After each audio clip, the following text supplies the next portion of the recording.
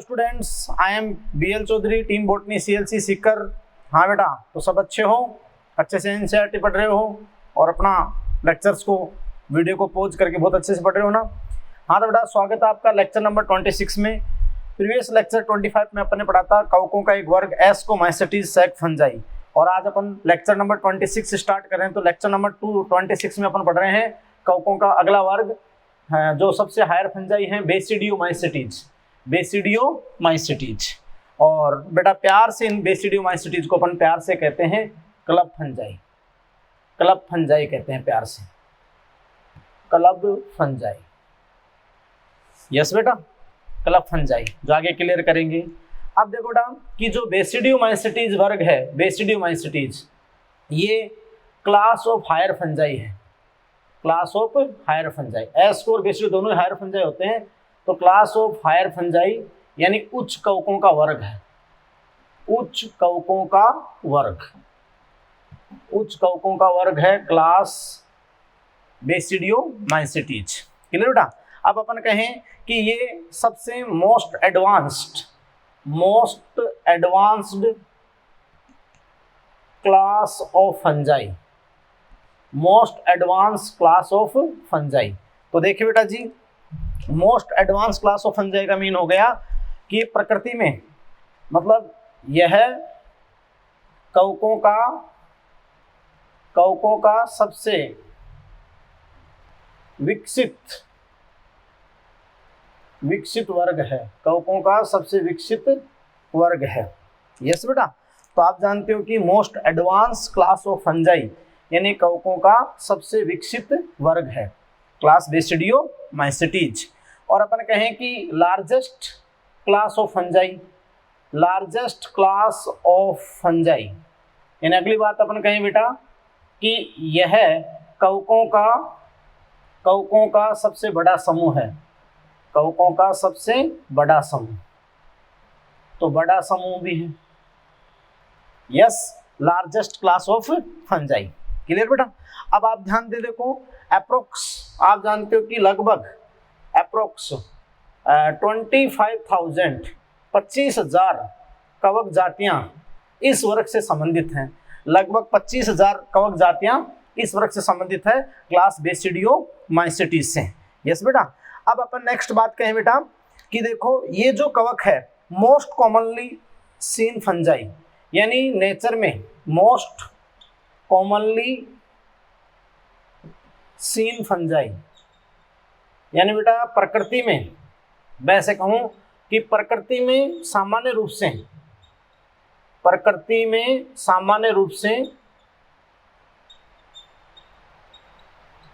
सबसे अधिक दिखाई देने वाली कवक है। प्रकृति में आप जानते हो सामान्य रूप से सबसे अधिक दिखाई देने वाली कवक हैं, थोड़ा सबस्ट्रेटम पे स्थायी होती है, प्लांट की तरह दिखती हैं, लेकिन क्लोरोफिल कभी नहीं। तो प्रकृति में सामान्य रूप से सबसे अधिक दिखाई देने वाली कवक हैं क्लास बेसिडियोमाइसेटीज। यस बेटा। ये अपन बात करते हैं कि मोस्ट कॉमनली सीन फंजाई। और सीधी सी बात कहें बेटा कि इनकी जो फ्रूटिंग बॉडी है, इनका फ्लनकाय, इनकी फ्रूटिंग बॉडी, तो इनकी फ्रूटिंग बॉडी या फ्रूटिफिकेशन जो इनकी बेटा फ्रूटिंग बॉडी है, फ्लनकाय बड़ी लार्ज व संहत होती है, कॉन्स्पियसनेस संहत होती है बेटा। यस, किनमें? क्लास बेसिडियोमाइसेटीज। अगली बात कहूं बेटा कि ये जो क्लास बेसिडियोमाइसेटीज है ये परजीवी कवकों का सबसे बड़ा वर्ग है, परजीवी कवकों का सबसे बड़ा वर्ग। यानी बेटा largest class of parasitic fungi, बहुत सारे फंजाई इससे रिलेटेड जो होते हैं बेसिडियो से, वो पैरासाइट होते हैं, परजीवी होते हैं। बात को आप समझ पा रहे हैं? क्लियर। बेटा इस वर्ग के सदस्य आप जानते हो कि परजीवी कवकों का सबसे बड़ा वर्ग है और कॉमनली मैं आपको बताऊं बेटा, सामान्यतः इस वर्ग के सदस्यों को कुछ कॉमन नाम है ना, इनको ब्रैकेट फंजाई,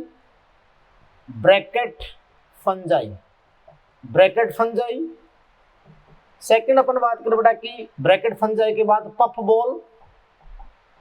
बॉल, फिर अपन बात करें मशरूम।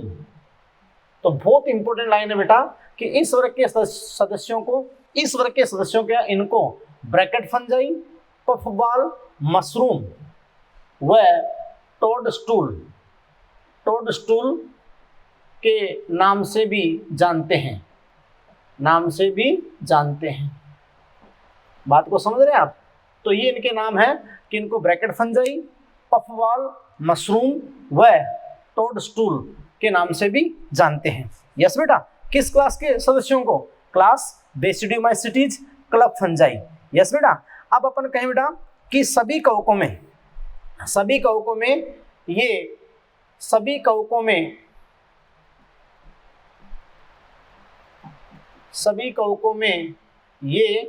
लकड़ी के सबसे मुख्य अपघटक हैं। यानी बेटा बेस्ट डिकम्पोजर ऑफ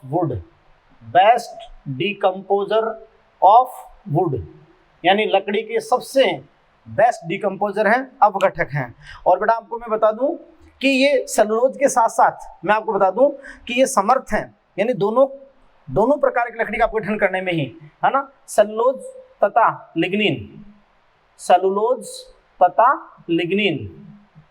लिग्निन युक्त लकड़ी का अपघटन करने में सक्षम है। स्पेशली बेटा देखो लिग्निन, यानी लिग्निन वाली लकड़ी का अपघटन करने में सक्षम है, जो अदर फंजाई, जो अन्य कई का उस कार्य करने में सक्षम नहीं है, यहाँ तक कि कुछ बैक्टीरिया भी सक्षम नहीं है, लेकिन ये लिग्निन युक्त लकड़ी को भी डिकम्पोज कर सकते हैं, यानी ये लिग्निन का भी मेटाबोलाइज कर सकते हैं। किस वर्ग के सदस्य बेटा? मतलब lignin generally not metabolize by most other fungi, है ना, इवन बैक्टीरिया, लेकिन ये जो बेसिडियो के मेंबर हैं ये लिग्निन युक्त लकड़ी का भी अपघटन कर सकते हैं। बात को समझे? तो ये सबसे बेस्ट डिकम्पोजर हो गए वुड के, है ना, ये वुड के बेटा सबसे बेस्ट डिकम्पोजर हैं वुड के। इसके बाद मैं आपको बताऊं बेटा कि देखो जो रस्ट एंड स्मट का मीन हो गया किट और कंड, है ना, रोग उत्पन्न करने वाले पादपों में किट और कंड, रस्ट एंड स्मट। बहुत अच्छा क्वेश्चन आया कि रस्ट एंड स्मट यानी किट और कंड रोग उत्पन्न करने वाले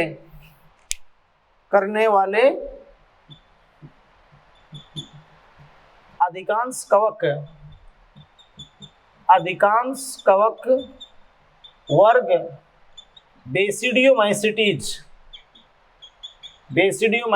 से संबंधित होते हैं।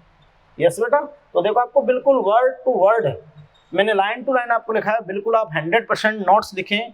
और बेटा ऑनलाइन क्लास को पढ़ने का सबसे बेस्ट तरीका है कि वीडियो को पॉज करें, A to Z लाइन आप लिखें, फिर वापस से दिमाग पढ़ें, फिर एनसीईआरटी पढ़ें, तो शायद ऑफलाइन से अच्छा कर सकते हो, अन्यथा 4-5 दिन बाद आप भूल जाओगे, है ना।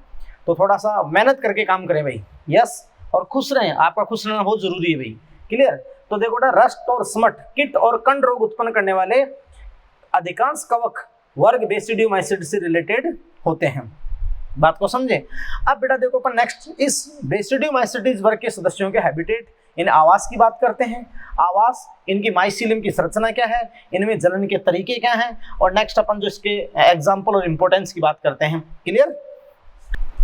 हाँ तो बेटा देखिए कि अब अपन बात करते हैं क्लास बेसिडियोमाइसीटीज वर्ग बेसिडियोमाइसीटीज के सदस्यों का हैबिटेट, मतलब आवास। तो आवास की बात करें बेटा तो दे ग्रो इन सोयल, ये मृदा में, यानी जो नम मृदा होती है डैम सोयल, नम मृदा में, या ऑन लॉग्स, जो वृक्षों के ठूंठ होते हैं ना, ऑन लॉग्स वृक्षों के ठूंठ, ऑन ट्री स्टंप जो लट्ठे होते हैं या इरेक्ट पोजीशन में पौधे का तना होता है, yes, and in living plant bodies as parasite. तो बेटा देखो यहाँ ऑन लॉग्स या ऑन ट्री स्टम्प, यानी तभी तो बेटा ये जो बिल्कुल जो खड़ा खड़ा वृक्ष है और उसके ठूंठ पे अगर मान लो ये स्पीसीज बेसिडियम एसिड आ गए तो ये DK of would even on standing tree, उस खड़े वृक्ष पर ही लकड़ी का अपघटन करने लग जाएंगे। यस बेटा, तो on logs and on tree stump, जो लट्ठे होते हैं लकड़ी के और वृक्ष के ठूंठ होते हैं उन पर ये पाए जा सकते हैं, या नम मृदा में मतलब वर्दी कर सकते हैं, या फिर लिविंग प्लांट बॉडीज जो जीवित पादप काय हैं उनमें एज ए पैरासाइट यानी परजीवी के रूप में ये रह सकते हैं, जैसे अपन ने भी कहा था कि कीट और कंड रोग उत्पन्न करते हैं। यस बेटा, अब देखो इस वर्ग के सदस्यों की माइसीलियम की संरचना क्या होगी, तो structure of mycelium, structure of mycelium. हाँ तो बेटा जी ये भी पटयुक्त कवक होंगे, पटयुक्त सेप्टेड फंजाई में आएंगे एस्कोर बेसिडियो, लेकिन मैं आपको बात करता हूँ कि यहाँ जो माइसीलियम के अंदर जो पट होंगे वो विशेष प्रकार के होंगे और माइसीलियम प्राथमिक और द्वितीयक संरचना प्रदर्शित करेगा। तो देखो बेटा ये इनके माइसीलियम की संरचना, तो देखो बेटा कि इनका माइसीलियम पटयुक्त और साकित सेप्टेड ब्रांच्ड होता है, सेप्टेड ब्रांच्ड, पटयुक्त और बेटा क्या साकित, पटयुक्त और साकित होता है सेप्टेड ब्रांच्ड। यस, और ये प्रारंभ में एक केंद्रिक, लेकिन जो इनका स्थायी कवक जाल होता है वो आप जानते हो कि द्विकेंद्रीय होता है। स्थायी कवक जाल वो क्या होता है बेटा, द्विकेंद्रिकी यानी बाइन्यूक्लिएटेड, द्विकेंद्रिकी बाइन्यूक्लिएट होता है। और आप जानते हो कि इनके अंदर विशेष पट जो ढोल छिद्री पट पाए जाते हैं, तो इनके अंदर विशेष पट पाए जाते हैं डोलीफोर सेप्टम। बात को समझे, ढोल छिद्री, ढोल के आकार के ढोल छिद्री पट पाए जाते हैं और उनके बीच में जो पोर होता है वो थोड़ा लार्ज होता है, छिद्र लार्ज होता है, तो इनके अंदर डोलीफोर सेप्टम। ये बहुत अच्छा क्वेश्चन आता है कि ढोल छिद्री पट रखने वाले कवकों का वर्ग है बेसिडियोमाइसीटीज। तो स्पेशल टाइप के बेटा डोलीफोर सेप्टा, ये बड़े छिद्र हैं जो एवरी सेप्टम में होते हैं, इनकी बाउंड्री दोनों तरफ से स्प्रेड होती है, जिसको आप पारेंथोसोम कहते हो। तो देखो मैं आपको बता देना चाहता हूँ कि इनका कवक जाल कैसे होता है ना। तो स्पेशली बेटा देखो इनका जो कवक तंतु है फंगल हाइपी है, फंगल हाइपी, और फिर फंगल हाइपी का जो नेटवर्क होता है वही होता है कवक जाल। तो देखिए बेटा इनका जो कवक तंतु, तो कवक तंतु इस फॉर्म में होता है,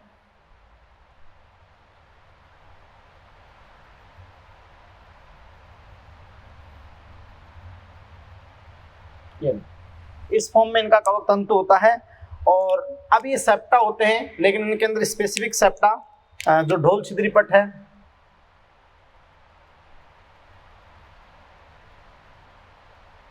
और ये ऐसे ब्रॉड होते हैं ढोल छिद्री पट।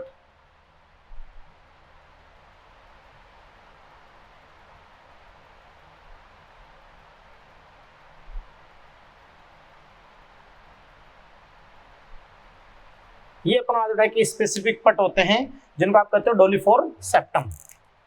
क्लियर। और डोलीफोर सेप्टम तो होते ही हैं, साथ साथ में इस वर्ग में एक स्पेसिफिक स्ट्रक्चर और होती है जिनको आप कहते हो क्लैम कनेक्शन। क्या कहते हो बेटा जी, क्लैम कनेक्शन। ये आपके होते हैं स्पेशली क्लैम कनेक्शन।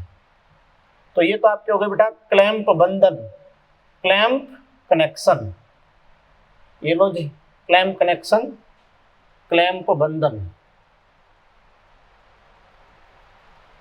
और ये स्पेशली आपके जो सेप्टा ये पोर हैं, ये सेप्टा में पोर हैं, तो ये आपके हैं डोलीफोर सेप्टम, सॉरी डोलीफोर सेप्टम। तो अच्छे से आप देखें। अब बेटा जी आप समझ रहे हैं कि डोलीफोर सेप्टम, और ये आप जानते हैं कि दोनों बाउंड्री जो स्प्रेड है दोनों साइड से ही स्प्रेड है, तो इसको आप कहते हो, ये जो बाउंड्रियां स्प्रेड है दोनों तरफ से ही, ये बाउंड्री स्प्रेड है, इसको आप कहते हो पारेंथोसोम। ये आप इसको कहते हो पारेंथोसोम। यस, तो ये इनका फंगल हाइपी होता है। इनिशियली बेटा देखो अपन कहें कि ये इनिशियली ये मोनोकैरियोटिक होता है, यानी एक केंद्रिक होता है प्रारंभिक रूप में, है ना। प्रारंभिक रूप में बात करें या अपन कहें कि primary mycelium, primary fungal hyphae या प्राइमरी माइसीलियम, तो प्राइमरी माइसीलियम तो इनका आप जानते हो कि मोनोकैरियोटिक होता है। मोनोकैरियोटिक, मोनोकैरियोटिक मतलब प्रत्युक्त एक केंद्र की। लेकिन बाद में जो बेटा आपके सामने जो क्लैम्प कनेक्शन है, क्लैम्प कनेक्शन, ये ट्यूबुलर रिलेशनशिप है नेबरिंग सेल में। तो दो नेबरिंग सेल में ये ट्यूबुलर रिलेशनशिप है, ये क्लैम्प कनेक्शन है ना। Tubular relationship, tubular relationship between neighbouring cells, यानी पड़ोसी कोशिकाओं के मध्य ये ट्यूबुलर रिलेशनशिप है। क्या बेटा? Clamp connection. और क्लैम्प कनेक्शन ही हेल्प करते हैं बेटा, यानी with the help of this connection, इस कनेक्शन की हेल्प से ही एक सेल का न्यूक्लियस अनदर सेल में माइग्रेट करता है। तो जो न्यूक्लियस माइग्रेशन में, न्यूक्लियस यानी केंद्रक माइग्रेशन में, केंद्रक के प्रवास में, न्यूक्लियस माइग्रेशन में हेल्प करते हैं क्या? Clamp connection, clamp connection. और ये स्पेसिफिक सेप्टा जो आप जानते हो डोलिफोर सेप्टम। तो बाद में आप जानते हो बेटा कि ये इनका जो सेकेंडरी माइसीलियम है, और इनका जो सेकेंडरी माइसीलियम है वो परमानेंट होता है, स्थायी होता है। तो वो होता है बेटा परमानेंट, यस, स्थायी कवक जाल जो होता है सेकेंडरी माइसीलियम। तो वो बेटा आप जानते हो कि जो सेकेंडरी माइसीलियम है वर्ग बेसिडियोमाइसिटीज का, वो डाइकैरियोटिक क्या होता है बताओ? डाइकैरियोटिक, डाइकैरियोटिक हो जाता है। यस, यानी दो दो केंद्रक अपने आप आपके हो जाएंगे, डाइकैरियोटिक हो जाएगा। क्लियर? तो इस वे के अंदर अपन इसको फॉर्म करें कि जो सेकेंडरी माइसीलियम है, जो स्थायी कवक जाल है, उसमें जैसे अपन फंगल आईपी का बनाएं, तो ये आप समझ रहे हैं बेटा,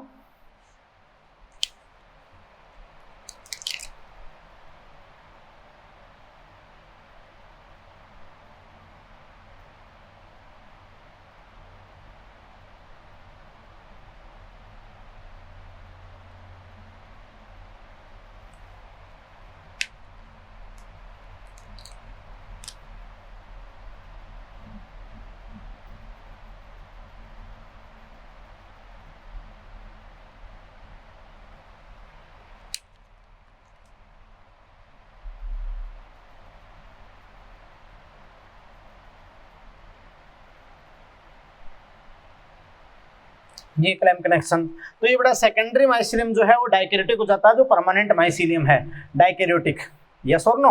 तो आप जानते हो बेटा कि इनका जो प्राथमिक कवक जाल है प्रारंभिक माइसीलियम सेप्टेट मोनोकैरियोटिक, और जो द्वितीयक स्थायी माइसीलियम है वो सेप्टेट डाइकैरियोटिक।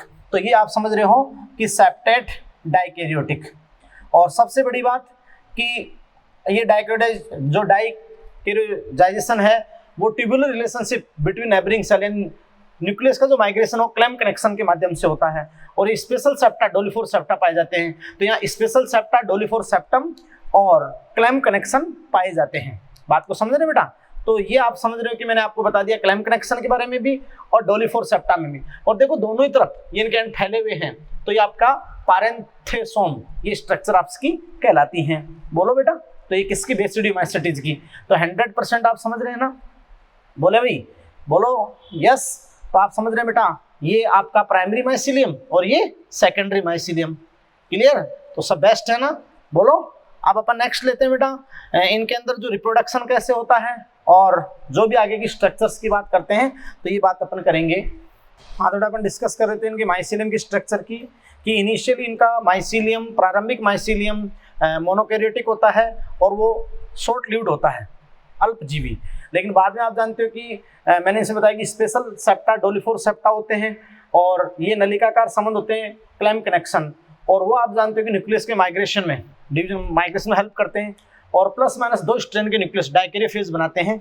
यस, तो जो सेकेंडरी माइसीलियम बनता है वो लॉन्ग लिव्ड होता है, दीर्घजीवी होता है, और वो dominant phase of life cycle, जीवन चक्र की प्रभावी प्रावस्था है, जीवन चक्र की प्रभावी प्रावस्था, dominant phase of life cycle.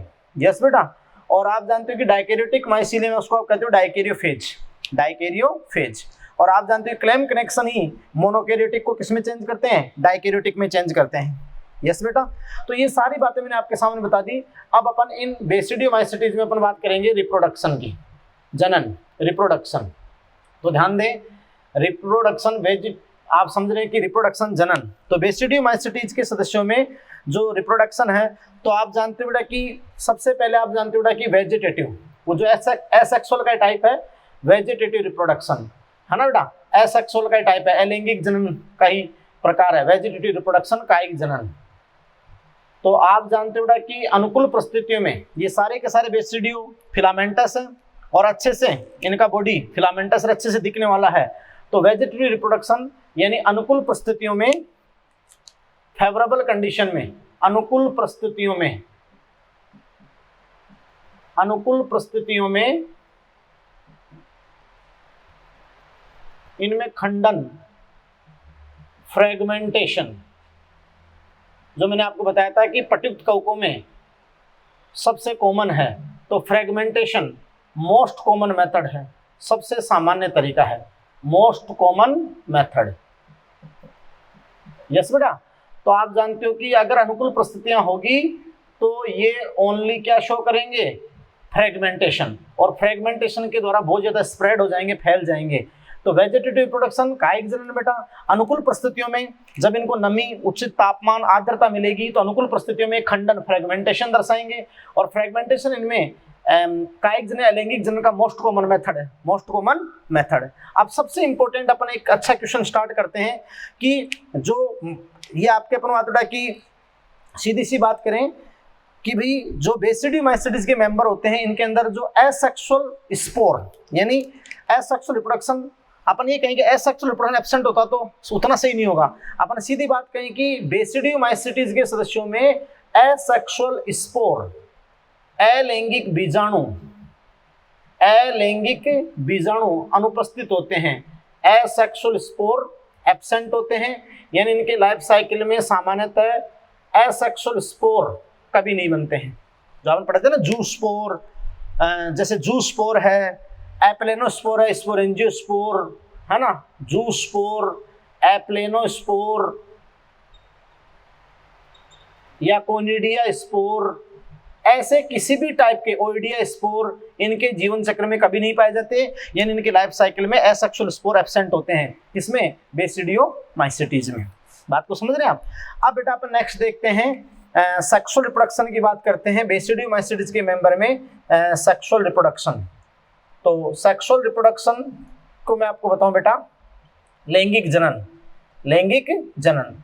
अब मैंने आपको शुरू में समझाया था कि भाई कवकों में अपन बात उड़ा, सीधी सी बात है, आपको बताया था कि रेट्रोग्रेसिव इवोल्यूशन देखा गया लैंगिक जनन में, है ना, या मैं आपको कहूं कि यहाँ पर रिडक्शन इन सेक्सुअलिटी यानी लैंगिक जनन में ह्रास देखा गया है। यानी जो उच्च कवक हैं, सबसे एडवांस कवक हैं, हायर फंजाई है बेसिडियो, उनमें लैंगिक जनन के प्रिमिटिव मेथड्स हैं, आदिम तरीके हैं। यस, जबकि जो निम्न कवक है फाइकोमाइसीटीज, उसमें उच्च तरीके हैं। इसका मतलब reduction in sexuality, retrogressive evolution, यानी लैंगिक जनन का प्रोग्रेसिव इवोल्यूशन नहीं हुआ, रेट्रोग्रेसिव इवोल्यूशन हुआ। बात को समझ रहे हैं। तो इनमें आदिम तरीके हैं, बात समझ रहे बेटा। और तुम्हें पता है कि फाइको में आपने पढ़ा था प्लेनोगेमेटिक में आइसोगेमी भी, एनाइसोउगेमी या गैमेटेंजियल कांटेक्ट, गैमेटेंजियल कोपुलेशन। जबकि आपने एस्को में ज्यादातर कुछ कवकों में गैमेटेंजियल कांटेक्ट, बाकी सोमेटोगेमी। यस, और यहाँ बेसिडियो में तो सोमेटोगेमी होती है ज्यादातर, और वो भी सबसे आदिम होती है। बात को समझ रहे हैं बेटा आप। और मैं आपको बता दूं कि प्रिमिटिव सोमेटोगेमी थी। उससे पहले मैं आपको एक बात बताऊं कि जो बेसिडियोमाइसीटीज के मेंबर होते हैं, उनमें अगर अपन सेक्सुअल रिप्रोडक्शन की बात करें तो आपको मैं इनमें एक सबसे इंपॉर्टेंट बात बता दूं कि इनके अंदर सेक्स ऑर्गन एब्सेंट होते हैं, है ना बेटा। यानी सेक्सुअल रिप्रोडक्शन में सेक्स ऑर्गन्स सम्मिलित नहीं होते हैं, सम्मिलित नहीं होते हैं, क्योंकि बेटा बेसिडियोमाइसीटीज के मेंबर में सेक्स ऑर्गन एब्सेंट होते हैं, सेक्स ऑर्गन्स एब्सेंट होते हैं, सेक्स ऑर्गन नहीं बनते हैं। यस बेटा। अब अपन बात करते हैं कि भाई इनमें सेक्सुअल रिप्रोडक्शन की मेथड्स क्या हैं, विधियां क्या हैं, तो मेथड्स की बात करते हैं एंड देन अपन आगे इसके एग्जाम्पल पे अपन जाएंगे। क्लियर बेटा। तो बेटा जी देखिए, बेसिडियोमाइसीटीज मेंबर्स में, बेसिडियोमाइसीटीज के अंदर मेथड्स ऑफ सेक्सुअल रिप्रोडक्शन यानी लैंगिक जनन की विधियां या लैंगिक जनन के तरीके। तो बेटा देखो, बेसिडियोमाइसीटीज के अंदर जनरली लैंगिक जनन की दो विधियां देखी जाती है, लेकिन मोस्ट कॉमन आपकी है सोमेटोगेमी, सोमेटोगेमी कायिक युग्मन, सोमेटोगेमी कायिक युग्मन, और दूसरी आपकी है स्पर्मेटाइजेशन, जो पक्सिनिया में होती है, विभिन्न प्रकार के बीजाणु बनते हैं, स्पर्मेटाइजेशन, लेकिन सबसे मेन आपकी होती है सोमेटोगेमी कायिक युग्मन। तो बेटा देखो, सोमेटोगेमी और इस बेसिडियोमाइसीटी मेंबर में सोमेटोगेमी सबसे प्रिमिटिव, सबसे आदिम सोमेटोगेमी पाई जाती है, सबसे आदिम, और इसके अधिकांश सदस्यों, most common method in most of member, अधिकांश सदस्यों के अंदर जो लैंगिक जनन की सबसे कॉमन विधि है बेसिडियोमाइसीटीज में, वो सोमेटोगेमी है कायिक युग्मन। और मैंने आपको समझा था कायिक युग्मन, और इनमें सोमेटोगेमी प्रिमिटिव टाइप की होती है। और जैसे अपन बात करें कि अस्टिलेगो, और मैं आपको बताऊं बेटा एगरिकस जो मशरूम होती है, तो यहाँ पर आपकी क्या दे रखी है, सोमेटोगेमी। और सोमेटोगेमी को प्रिमिटिव इसलिए बोला बेटा क्योंकि इस विधि में सेक्स ऑर्गन एब्सेंट होते हैं, सेक्स ऑर्गन का इन्वॉल्वमेंट नहीं होता है, तो सेक्स ऑर्गन एब्सेंट होते हैं, सेक्स ऑर्गन एब्सेंट होते हैं बेटा। यस, तो सेक्स ऑर्गन एब्सेंट होते हैं। अब देखो बेटा कि सोमेटोगेमी मैंने आपको बताया था कि इसमें आपको मैंने समझाया था सोमेटोगेमी के अंदर जो, लेकिन मैंने आपको एस्कोमाइसीटीज का एग्जांपल देकर बताया था प्रीवियस लेक्चर्स में, लेकिन यहाँ जो सोमेटोगेमी होती है थोड़ा सा डिफरेंस होता है बेसिडियो में, बाकी वही है कि दो फंगल आईपी आते हैं प्लस और माइनस, और वो फंगल आईपी आप जानते हो बेटा कि जो जिनका फ्यूजन होगा दो वेजिटेटिव सेल का, वो आपको डिफरेंट जीनोटाइप की होगी, डिफरेंट जीनोटाइप। तो वैसे ही दो फंगल आईपी,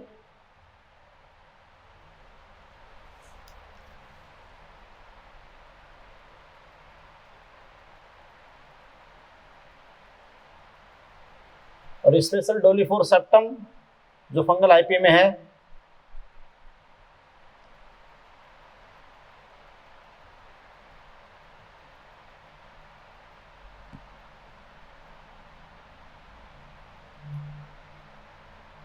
यस बेटा।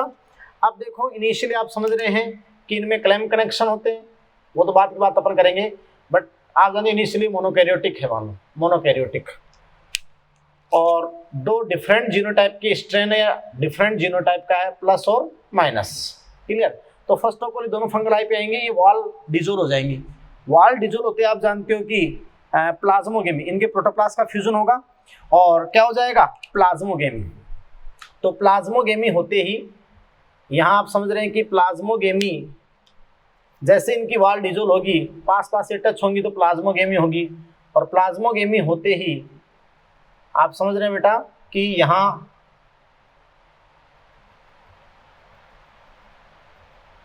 डाइकेरियन डेवलप हो जाएगा, डाइकेरियन।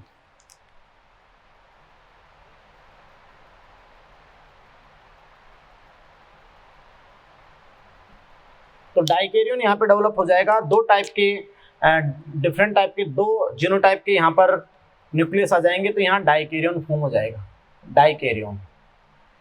यस और नो, डाइकेरियन हो गए। उसके बाद इसमें आपके डेवलप होंगे क्लैम कनेक्शन। उसके बाद बेटा अपन सीधी सी बात करें कि इसके अंदर आपके डेवलप होंगे क्लैम्प कनेक्शन। तो क्लैम्प कनेक्शन जैसे ही डेवलप होंगे क्लैम्प कनेक्शन, और वो क्लैम्प कनेक्शन सारी सेल्स को डाइकैरियोफेज यानी डाइकैरियोटिक कर देगा।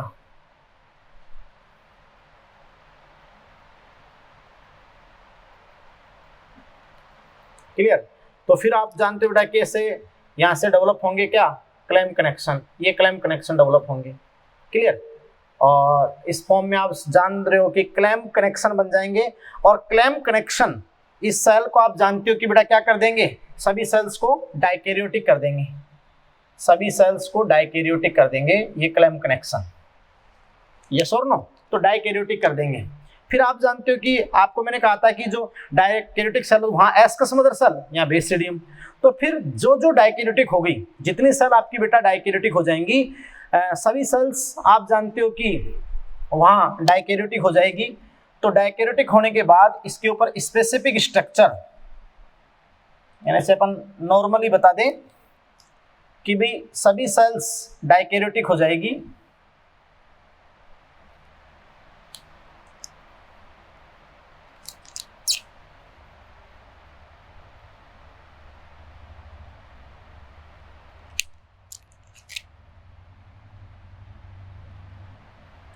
ऐसे डाइकैरियोटिक हो जाएगी बेटा। क्लैम्प कनेक्शन के थ्रू, ये तो डोल्फोर सेप्टम है, और क्लैम्प कनेक्शन के थ्रू ये आपकी सेल्स डाइकैरियोटिक हो जाएगी। यस, क्लैम्प कनेक्शन के थ्रू।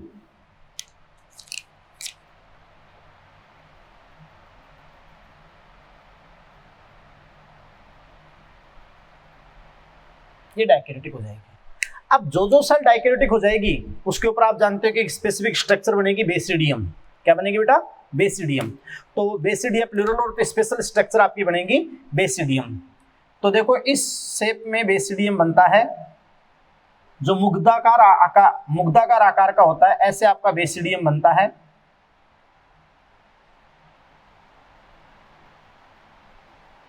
ये बेसिडियम बन जाता है, और वहां क्या बनाता? एस्कस या एस्कोगोनियम, यहां बन जाता है बेसिडियम, बेसिडिया। तो बेसिडियम बन जाता है। अब वो दोनों न्यूक्लियाई, ये दोनों न्यूक्लियाई कहाँ जाते हैं? बेसिडियम में। कहाँ जाते हैं भाई? बेसिडियम में। और जैसे बेसिडियम में जाते हैं तो वहां आप जानते हो कि कैरियोगेमी, दोनों न्यूक्लियस में क्या जाती है? कैरियोगेमी। यस, तो जो कैरियोगेमी, और ये देखो किस आकार का है? मुग्धाकार आकार का, और मुग्धाकार आकार का है यानी क्लब शेप, और क्लब शेप है, तभी इस वर्ग के सदस्यों को आप प्यार से क्या बोलते हैं? Club fungi. क्या बोलते हैं बेटा? Club fungi. यस, तो वही चीज कैसे डाइकैरियन हो गया, वहां एस्कस मदर सेल से एस्कस बन गए थे, यहाँ बेसिडियम बन जाता है। फिर अंदर चले जाते हैं दोनों न्यूक्लियस, कैरियोगेमी होती है, दोनों न्यूक्लियस का फ्यूजन होता है, कैरियोगेमी। फिर मियोसिस भी अंदर ही होता है। तो कैरियोगेमी और मियोसिस, कैरियोगेमी एंड मियोसिस, ये तो बेटा आपके होते हैं बेसिडियम के अंदर।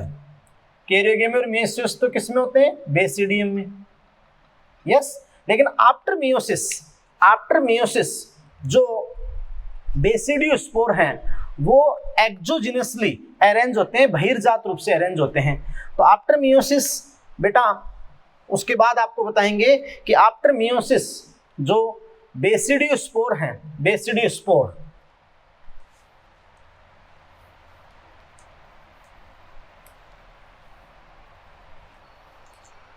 वो बेसिडियम पर, ये मुग्धाकार कवक केंद्रीय बेसिडियम, और आफ्टर मियोसिस बेटा बेसिडियम पर जो बेसिडियोस्पोर हैं वो इस रूप में अरेंज होते हैं।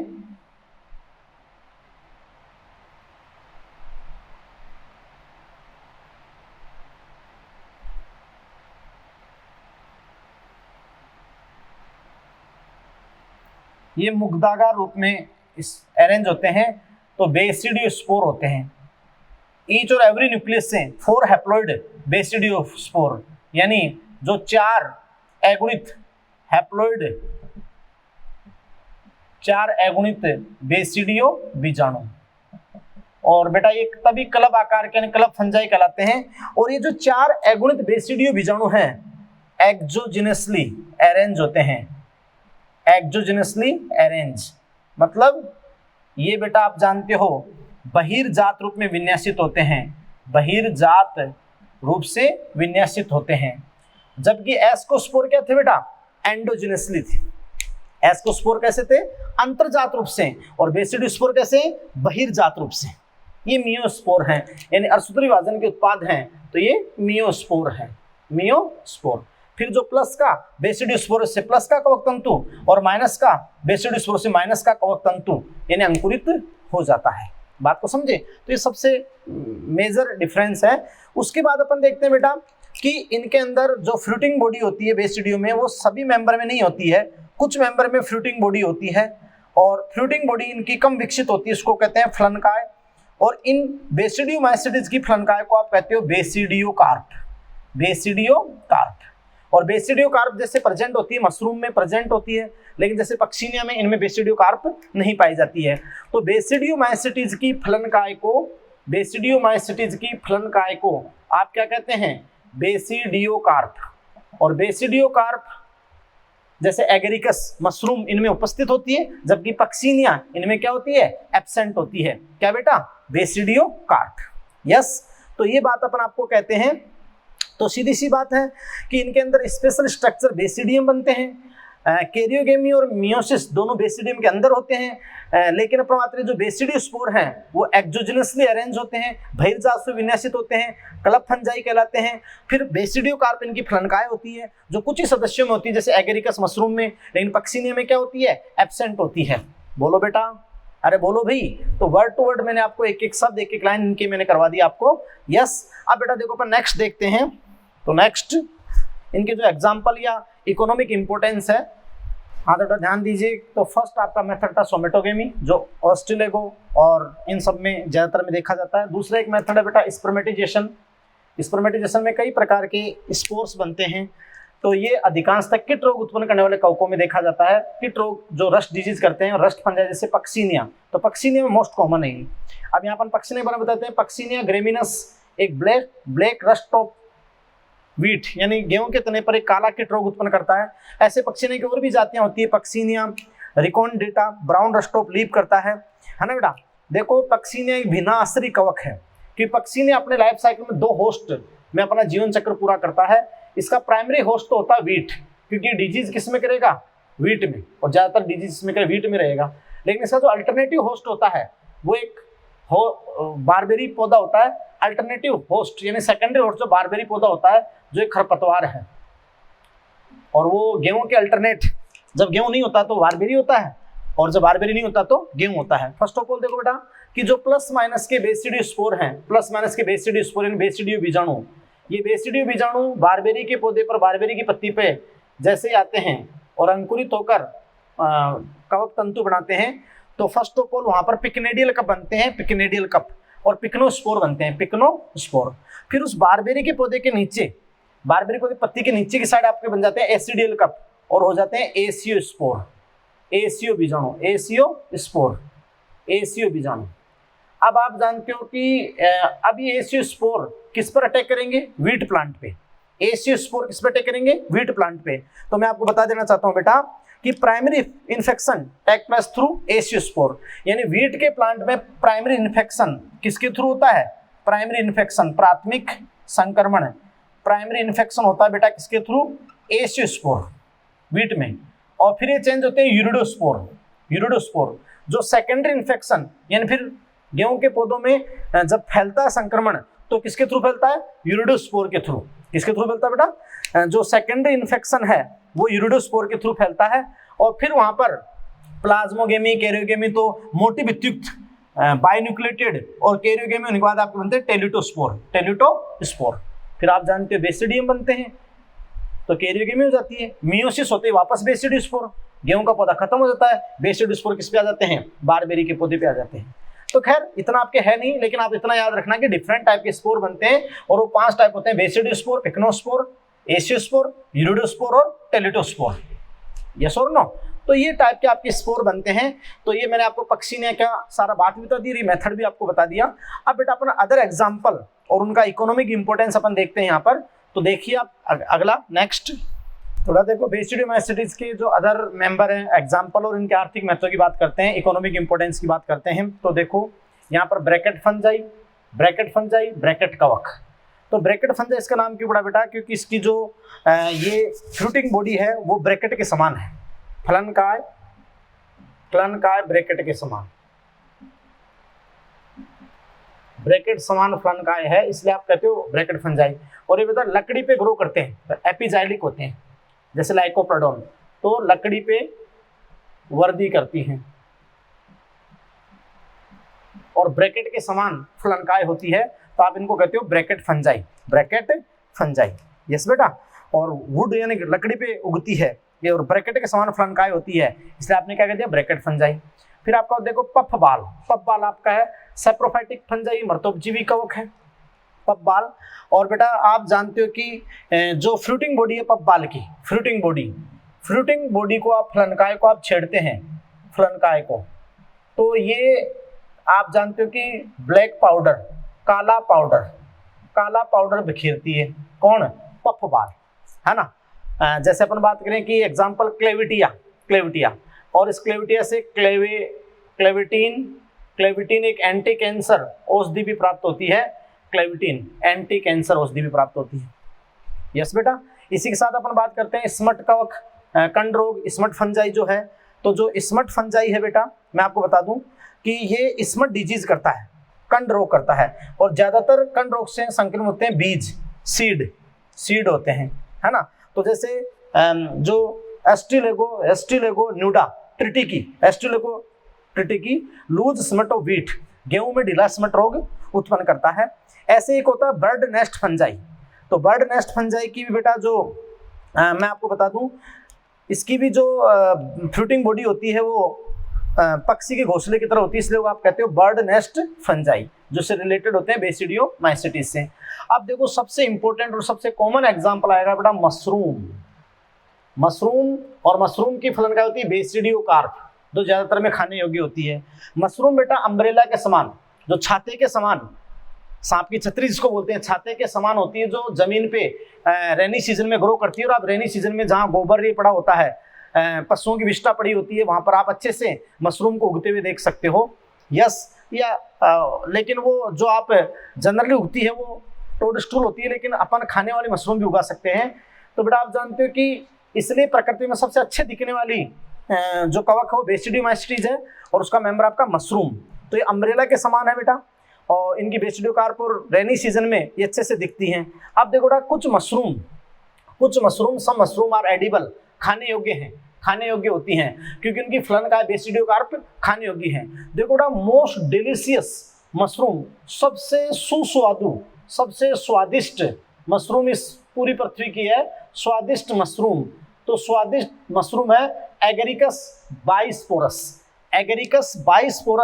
सबसे स्वादिष्ट मशरूम है एगेरिकस बाइस्पोरस। यस बेटा, ये अपन बता दें। और देखो कि सारी मशरूम खाने योग्य नहीं होती हैं, विषैली जहरीली भी होती है। तो वर्ल्ड्स मोस्ट पॉइजनस मशरूम, विश्व की सबसे विषैली मशरूम जो होती है, सबसे विषैली मशरूम। तो विश्व की बेटा सबसे विषैली जो मशरूम होती है वो आप समझ सकते हो कि होती है एमेनिटा मस्केरिया, जो हेलोसिनोजिक होती है, LSD विभ्रामक होती है, हेलोसिनोजिक सबसे ज्यादा ये खतरनाक होती है, पॉइजनस होती है। और पॉइजनस मशरूम नॉन एज टोडस्टूल। तो बेटा पॉइजनस मशरूम को क्या कहते हो? टोडस्टूल कहते हो। ये जो टोडस्टूल वर्ड होता है किसका होता है? पॉइजनस मशरूम के लिए होता है। यस, अब ये देखो जो मोस्ट डिलीशियस मशरूम है एगेरिकस बाइस्पोरस को आप गिल फंजाई भी कहते हो। एगेरिकस बाइस्पोरस को या एगेरिकस को आप गिल फंजाई भी कहते हो, गिल फंजाई। क्योंकि जो आप जानते हो कि स्ट्रक्चर देखा, और मैं आपको मशरूम का थोड़ा लाइफ साइकिल के बारे में बताऊं। यानी बेटा जानते हो कि जो मशरूम होती है उसका मैं आपको थोड़ा सा आइडिया दूं लाइफ साइकिल का।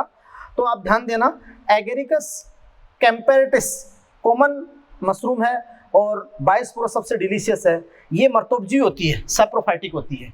एक बात तो ये जो मशरूम होती है ना बेटा, ये सैप्रोफाइटिक होती है, सैप्रोफाइटिक यानी मर्तोपजीवी होती है। क्लियर? मर्तोपजीवी।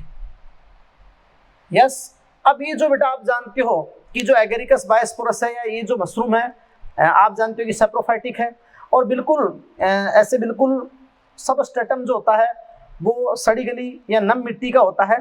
तो वहां से ये सबस्ट्रेटम से स्वांगी करती है, एब्जॉर्प्टिव न्यूट्रिशन करती है। ये फ्रेगमेंटेशन भी दर्शाती है।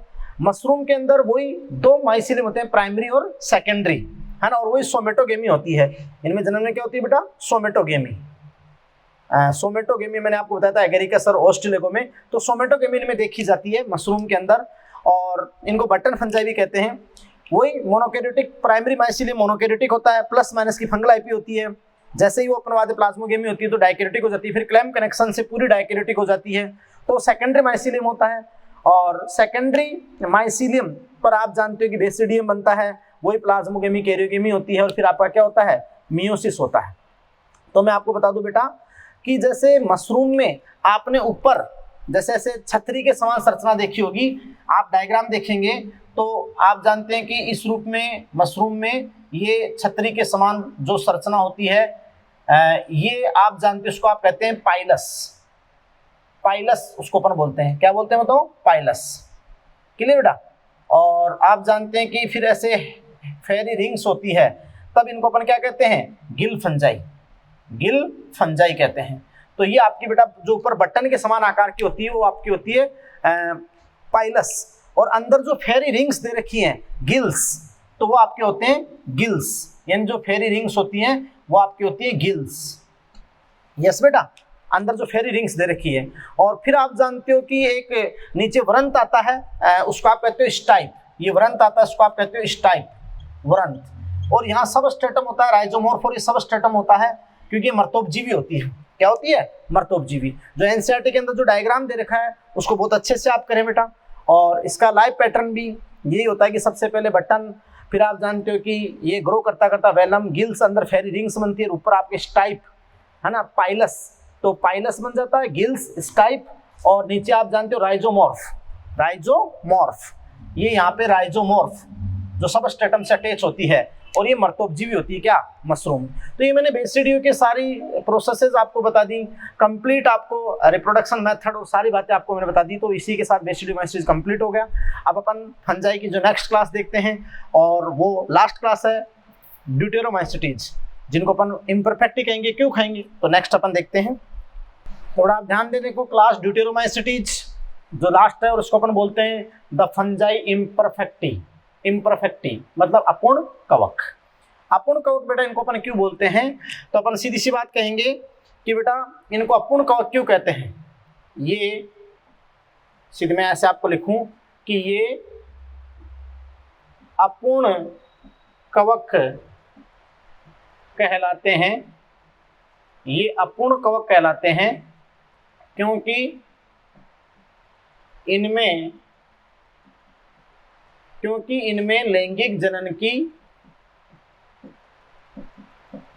लैंगिक जनन बेटा सेक्सुअल रिप्रोडक्शन की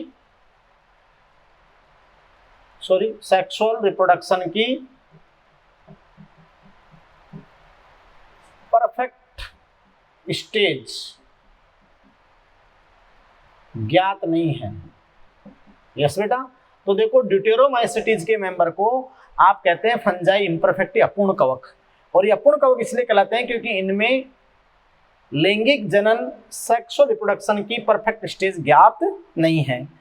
या अपन ये भी कहें कि या तो इनमें सेक्सुअल रिप्रोडक्शन एब्सेंट होता है, सेक्सुअल रिप्रोडक्शन एब्सेंट मतलब अनुपस्थित होता है, एब्सेंट होता है, या फिर अभी तक खोजा नहीं गया है। यस बेटा, तो या तो इनमें सेक्सुअल प्रोडक्शन एब्सेंट होता है या फिर अभी तक खोजा नहीं गया है ड्यूटेरोमाइस्टीज में। यस बेटा, हाँ, तो इनमें अपन बात करें बेटा कि इनमें केवल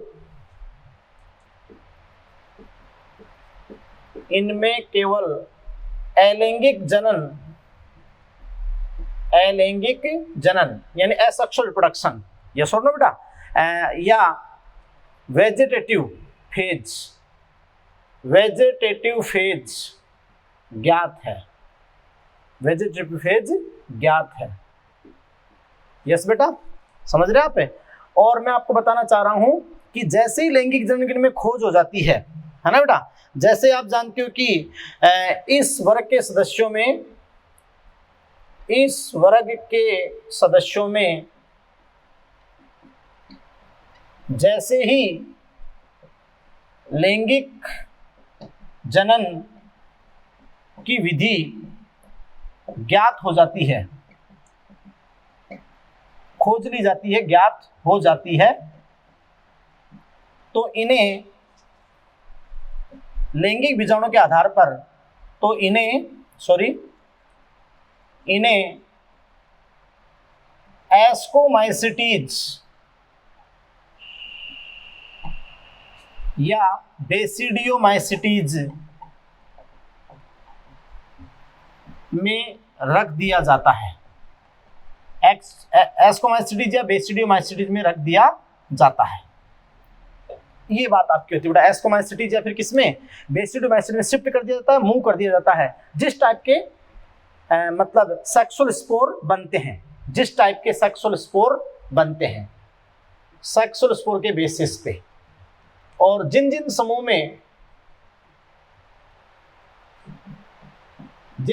में लैंगिक जनन ज्ञात नहीं है या खोजा नहीं गया है, तो उनको आप कहाँ रखते हो, ड्यूटेरोमाइसिटीज में, फंजाई इम्परफेक्टी में। यस बेटा। और जैसे ही सेक्सुअल रिप्रोडक्शन ज्ञात हो जाती है तो ये डिस्कर्ड हो जाती है, तो इनको मूव कर दिया जाता है सही वर्ग में, एस्कोमाइसिटीज में या बेसिडियोमाइसिटीज में। यस बेटा। अब देखो अपन अगली बात करें कि जनरली जो ड्यूटेरोमाइसिटीज के मेंबर होते हैं उनके अंदर जो माइसीलियम होता है, माइसीलियम, वो बेटा माइसीलियम इनका जो होता है, कवकजाल होता है माइसीलियम, वो आप समझ सकते हो कि सेप्टेट और ब्रांच्ड होता है, पटित शाखित हो सकता है माइसीलियम कवकजाल। कवकजाल किसके सदस्यों में बेटा, ड्यूटेरोमाइसिटीज के सदस्यों में। और देखो इनमें लैंगिक जनन की परफेक्ट विषय तो ज्ञात नहीं है, लेकिन एसेक्सुअल रिप्रोडक्शन, तो इनमें जो अलैंगिक जनन है, एसेक्सुअल रिप्रोडक्शन, तो एसेक्सुअल रिप्रोडक्शन किसके द्वारा संपन्न होता है, तो बेटा देखो इनके अंदर जो अलैंगिक जनन है, अलैंगिक जनन, अलैंगिक जनन इनके अंदर कोनिडियोस्पोर, कोनिडियोस्पोर के द्वारा, कोनिडीय बीजाणु के द्वारा इनमें संपन्न होता है। तो ज्यादातर इनके जो लक्षण है वो एस्को से रिलेटेड होते हैं, कोनिडीय बीजाणु का बढ़ना और सेप्टेट ब्रांच्ड माइसीलियम का बढ़ना। अब सेक्सुअल रिप्रोडक्शन की परफेक्ट इससे जैसे ही ज्ञात हो जाती है तो उसको अपन ट्रांसफर भी कर देते हैं। बोलो हाँ ना बेटा। अब नेक्स्ट बात अपन करते हैं बेटा कि देखो अगर अपन आवास की बात करें या नेचर की बात करें, प्रकृति की बात करें, इस क्लास के मेंबर की प्रकृति इन नेचर क्या होती है, तो मैं आपको बताऊं बेटा कि इस वर्ग के मोस्ट ऑफ मेंबर अधिकांश सदस्य, most of member of this class, इस वर्ग के अधिकांश सदस्य सैप्रोफाइटिक मर्तोपजीवी होते हैं, मर्तोपजीवी होते हैं। यस बेटा। अधिकांश सदस्य बेटा इस वर्ग के क्या होते हैं, सैप्रोट्रोफिक होते हैं, सैप्रोफाइटिक होते हैं, यानी आप जानते हैं बेटा कि मर्तोपजीवी होते हैं, है ना। तथा कुछ आप जानते हैं कि कुछ पैरासिटिक फॉर्म भी होती है, पैरासिटिक फॉर्म भी होती है, यानी परजीवी रूप भी पाए जाते हैं, परजीवी रूप भी पाए जाते हैं। यस। और मैं आपको बता दूं एक सबसे इंपॉर्टेंट बात जो क्या है बेटा कि एक large number of members of this class, इस वर्ग के अधिकांश सदस्य जो डीकम्पोजर हैं, अपघटक हैं ऑफ लीटर, है ना, जो कूड़ा करकट होता है ना बेटा, तो अपन कहें कि large member of this class, member of this class,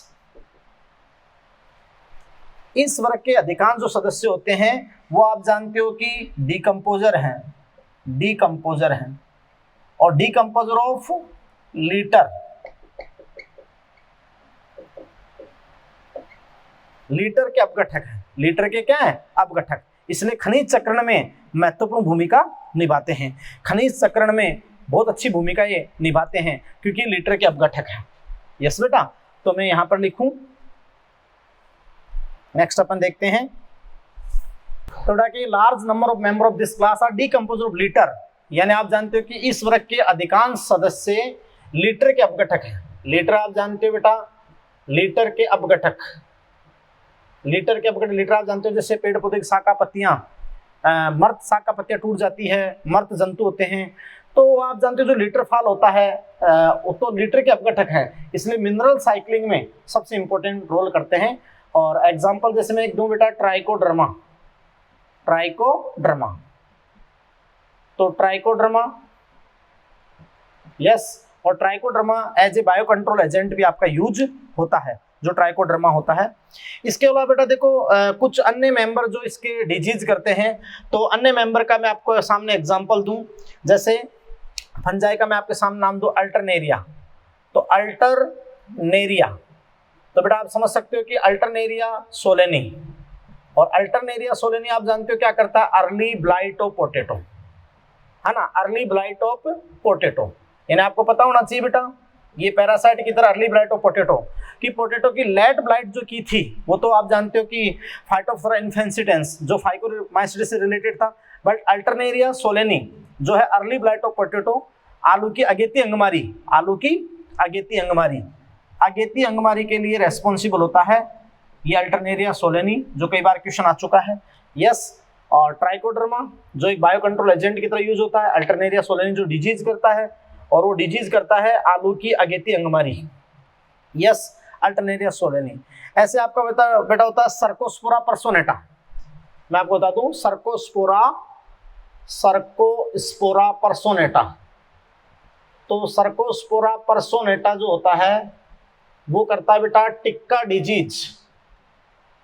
disease in groundnut, यानी मूंगफली का टिक्का रोग, मूंगफली का टिक्का रोग,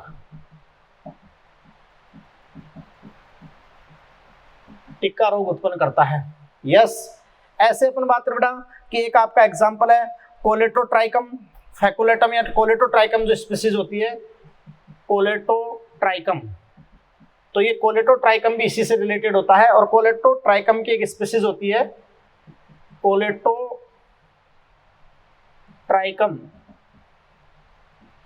कोलेटोट्राइकम बेटा फैकल्टम, ये अपन कर रहे हैं कि फैलकटम जो फैलकटम है, ये आप जानते हैं कि बेटा शुगर कैन में डिजीज करता है। Red rot of sugar cane की अपन बात करते हैं, red rot of sugar cane, तो red rot of sugar cane, red rot of sugar cane, तो ये डिजीज आपका करता है red rot of sugar can.